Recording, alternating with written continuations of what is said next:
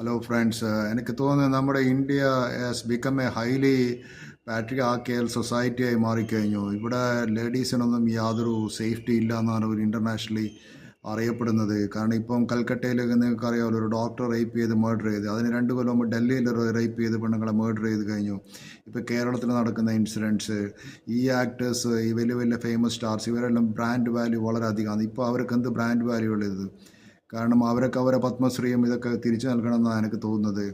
കാരണം നമുക്ക് ഇന്ത്യയിലുള്ള സംഭവിക്കുന്ന ഈ ഡോക്ടേഴ്സിനെ മർഡർ ചെയ്യുന്നതിൽ എനിക്ക് തോന്നുന്നത് വെച്ചാൽ, ഈ പേഷ്യൻസ് പോകുന്ന സമയത്ത് patients doesn't recover you killed doctor എന്നുള്ള ഒരു ആറ്റിറ്റ്യൂഡിലേക്ക് ജനങ്ങൾ മാറിക്കൊണ്ടിരിക്കുകയെന്നോ ചെയ്യുന്നത് എനിക്ക് പലപ്പോഴും തോന്നിപ്പോകാറുണ്ട്.